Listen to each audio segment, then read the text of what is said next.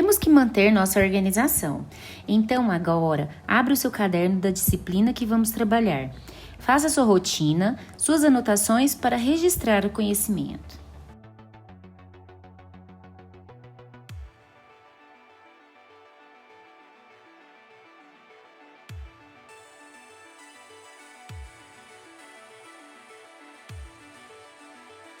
Olá, meus amores do sexto ano, tudo bem com vocês?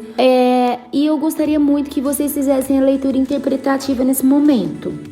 Iniciamos com a frase linda, maravilhosa de Friedrich Nietzsche. Sem música, a vida seria um erro. Essa frase, gente, ela foi ecoada no mundo inteiro. Ela é conhecida, tá? Como ditado desse artista. Então, assim, sobre a história da música que eu quero falar com vocês, ela é muito antiga, né? Visto desde que os primórdios dos homens, né? Os homens produziam diversas formas de sonoridade. O som da nossa voz, o som dos assovios, dos animais, dos pios, certo? Lembre-se, portanto, que a música é um tipo de arte que trabalha com a harmonia entre os sons, o ritmo, a melodia e a voz. A gente trabalhará cada coisinha dessas que eu disse agora, separado. O ritmo, melodia, a voz. Na nossa unidade 3, a gente já iniciou esse assunto, certo? Então, é uma sequência. Acompanhe comigo como a dança, assim como a dança, o teatro e as artes visuais, a música também nos leva aonde? Desenvolvimento da humanidade, né? A gente lembra, como eu falei, das possibilidades dos homens primitivos utilizarem como assovios, pios, batuques, para poder fazer o quê? Cultuar as forças da natureza, celebrar acontecimentos festivos, entre outros fins. A dança da chuva, né? Como a gente já falou lá sobre a dança, na hora de dançar tinha uma música. Então, o batuque dos ossos dos animais mortos que estavam secos lá, ou bambus, né? Pedaços de madeira batendo, ou realmente, inclusive, frutos secos que possuem sementes internas e fazia barulhinho, ou que eles colocavam sementes dentro desses cascos duros, que poderia ser, inclusive, não somente de uma fruta, poderia ser o casco do crânio de um animal, sabe? Tudo para fazer barulho, para fabricar o quê? Os seus instrumentos musicais.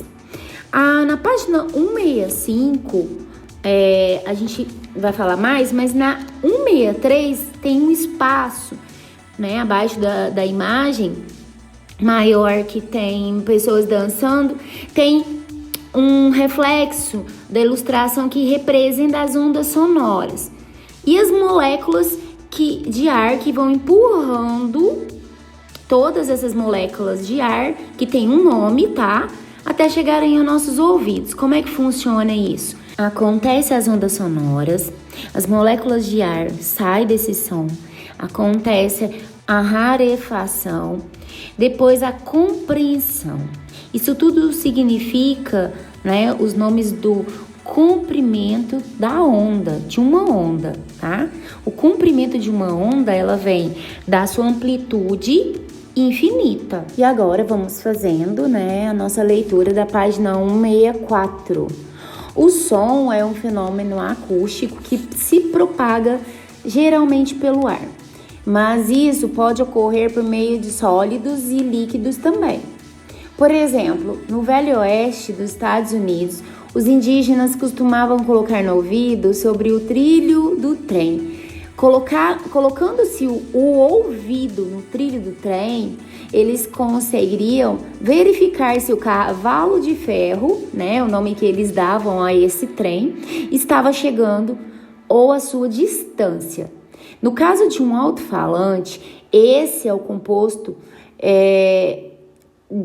de uma junção, tá? De um cone, por exemplo, de papel, que vai vibrar de uma forma ritmada, de acordo com o sinal elétrico que estiver recebendo, tá? Essa vibração desloca as moléculas de ar, como eu falei antes, próximas ao cone, que por sua vez deslocam as moléculas vizinhas sucessivamente, infinitamente, tá? Na sua amplitude, do mesmo modo que ocorre quando jogamos uma pedra na água. Vai se reproduzindo ondas até que chegam aos nossos ouvidos. Eu, por exemplo, crianças, aqui em casa, eu faço nossa gravação da nossa aula, eu não sei se vocês conseguem perceber, é num local que tem poucos móveis, tá? É tipo um escritório que a Tchelia desenvolveu no sentido de ter espaço para o meu trabalho, depois que a gente está em casa na quarentena. Então, a minha voz, ela ecoa, mas isso é significativamente importante para que você, aí em casa, entenda, perceba a intensidade do meu som, da minha voz, tá? Melhor do que ficar abafado, ela está ecoando dentro desse espaço, ok? E aí, o que acontece? Além de usar antigamente os homens, né? Voltando nossa leitura, tá? Segundo parágrafo, além de usar os recursos da natureza para fazer os instrumentos musicais, é bastante provável que o homem também utilizasse o seu próprio corpo para obter sons semelhantes ao conseguidos com a sua voz, né? A batida dos pés e das mãos. Ao longo dessa história, né, da nossa humanidade, o som foi produzido de maneiras distintas, ou seja, diferente, conforme os recursos que estavam disponíveis, né? E aquela cultura de cada época, que a Tchelia sempre explica para vocês. Muda-se com o tempo, muda-se a cultura, né? Aprimora-se, melhora-se. Até mesmo pessoas surdas conseguem sentir essas vibrações. É tão importantíssimo, meninos, vamos acompanhar. Embora não consigam distinguir a diferença entre os sons, por exemplo, o grande compositor do século XVIII, chamado Beethoven, ele ficou surdo. Mas mesmo sem conseguir ouvir, ele continuou o quê? Compondo. Sua surdez foi progressiva e só ficou completamente surdo aos 44 anos. Acontece que antes disso, começar a correr por volta de seus 30 anos, ele já tinha escutado, ele já tinha composto e ele já tinha tocado muitas músicas. Dessa forma, ele conhecia muito a música e os sons dos seus instrumentos, né? Utilizava muitos instrumentos. Então, quando ele ficou surdo, criava suas composições e imaginava como ia soar. Como dominava a escrita musical, que é a partitura, né, aquela transferência de ideias que ele tinha para o papel, para serem tocadas pelos músicos ou por ele mesmo.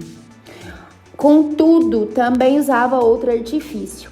As pessoas que tomavam conta da sua casa relatam até que, à medida que sua audição piorava, ele se sentava ao piano e colocava uma das extremidades de um lápis na boca, fazendo com que uma outra extremidade tocasse na parte do instrumento, que assim ele conseguiria que os sons eram produzidos, e assim ele conseguiria sentir a vibração dessas notas e perceber melhor a música que ele estava criando.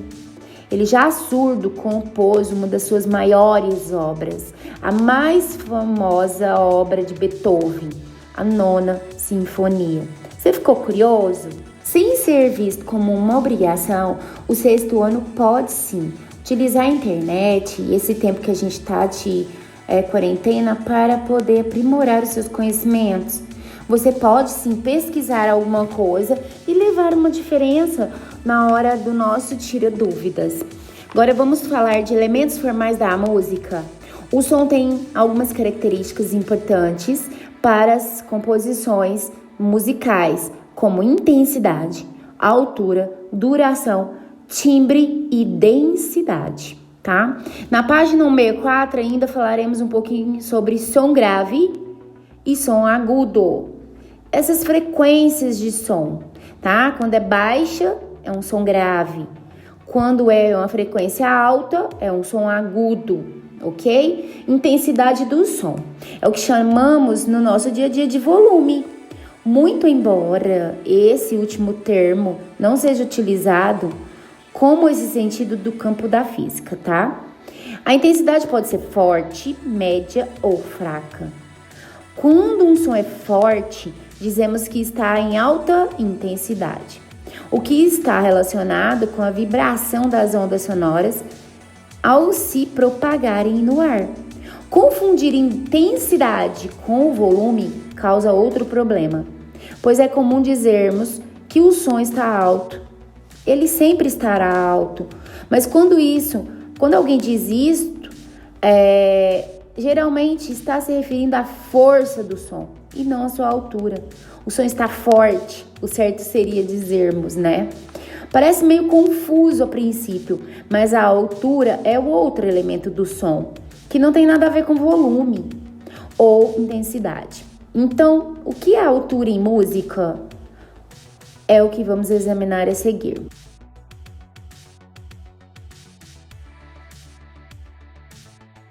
Essa leitura da página 165, por gentileza, vamos trabalhar a altura do som, duração, timbre, densidade. A altura do som, na primeira imagem, né, aparece pessoas cantando, cada um tem uma voz única graças ao seu timbre, que a diferencia, certo?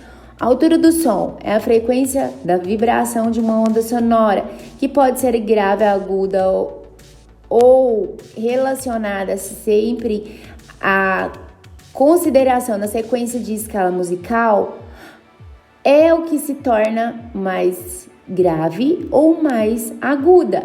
Dó, ré, mi, fá, sol, lá, si. Ou seja, a frequência, essa altura, começa-se com uma força maior quando é grave e uma força menor quando a nota é si, ou seja, transformando em mais aguda, tá bom? Duração. A duração do tempo em que o som e o silêncio acontecem. Por exemplo, a batida de um martelo ritmadamente, com longas pausas, seria interpretado como um som curto, tá? Com pausas curtinhas ou sem nenhuma interrupção, seria transformado numa duração longa. Tipo, por exemplo, né, o som do apito de um navio, direto, sem interrupção. Timbre é uma das qualidades do som que possibilita diferenciar a mesma nota de igual intensidade e altura, quando é tocada em um instrumento diferente. Por exemplo, conseguimos diferenciar o dó, tocado no piano, ou mesmo dó, tocado no violão, graças ao timbre, que é diferente do instrumento. Em cada pessoa também acontece isso. O timbre é como se fosse a nossa impressão digital do som e cada um tem a sua impressão digital diferente. Densidade refere-se à quantidade de sons que estão sendo produzidos simultaneamente em um ambiente, um único ambiente, tendo por sua vez, por exemplo, os alunos que estão falando ao mesmo tempo na nossa sala de aula. Então, ali se verifica-se a grande densidade de sons.